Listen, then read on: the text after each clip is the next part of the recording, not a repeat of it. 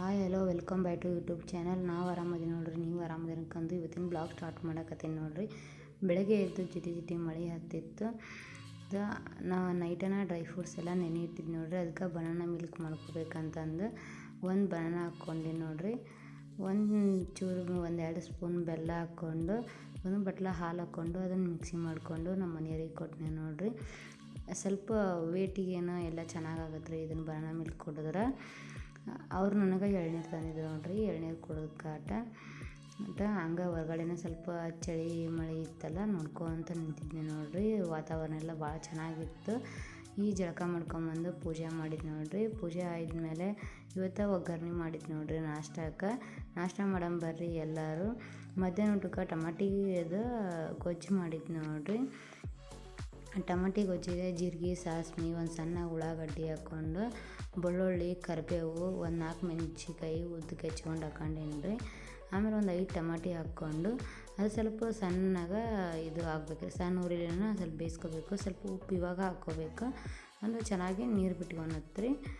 ಸ್ವಲ್ಪ ಖಾರ, ಗರಂ ಮಸಾಲ, ಅರಶಿನ ಹಾಕ್ಕೊಂಡು ನೀಟಾಗಿ ಮುಚ್ಕೊಂಡು ಅದು ಸಣ್ಣ ಇರಲಿ ಬೇಯಿಸ್ಕೊಂಡು ಈ ಥರ ಒಂದು ಮ್ಯಾಶ್ ಮಾಡ್ಕೋಬೇಕ್ರಿ ಚೆನ್ನಾಗಿ.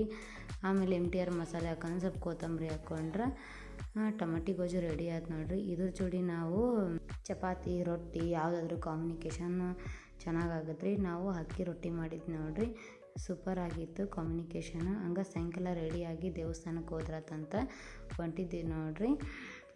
ಇದು ದತ್ತಗುಡಿ ಅಂತಂದರೆ ಇಲ್ಲೇ ನಮ್ಮ ಮನೆ ಹತ್ರನ ಸ್ವಲ್ಪ ಸನಿಹೈತೆ, ಹಂಗಾಗಿ ಹೋಗಿದ್ವಿ. ವಾತಾವರಣ ಮಾತ್ರ ಭಾಳ ಚೆನ್ನಾಗಿತ್ತು ರೀ. ಹೊರಗಡೆ ಎಲ್ಲ ಕುಂದ್ರಕ್ಕೆ ಅದು ಅಲ್ಲೇ ಪೂಜೆ ನಡೆದಿತ್ತು.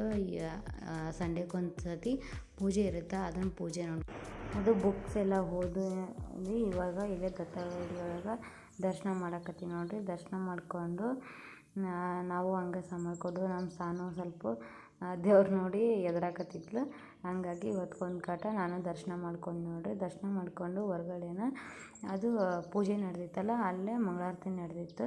ಹಾಗಾಗಿ ಸ್ವಲ್ಪ ನಾವು ಮಂಗಳಾರತಿ ತೊಗೊಂಡು ಕಾಟ ಹೋದ್ರಾಯ್ತು ಅನ್ಕೊಂಡು ಬುಕ್ ಓದ್ತಾರೆ ಮಂಗಳಾರತಿ ಒಳಗೆ. ನಾವು ಬುಕ್ ಎಲ್ಲ ಓದಿದ್ದು ನೋಡಿಕೊಂಡು ಸ್ವಲ್ಪ ಓದಿ ಕಾಟ ಬಂದ್ವಿ ನೋಡ್ರಿ. ಬರೋದ್ರಾಗ ಸ್ವಲ್ಪ ಲೇಟ್ ಆಗಿತ್ತು. ಹಂಗೆ ಮಾರ್ಕೆಟ್ಗೆ ಹೋಗ್ಬೇಕಾಗಿತ್ತು ಅಂತಂದು ಮಾರ್ಕೆಟ್ದಾಗ ಹೊಂಟ್ವಿ.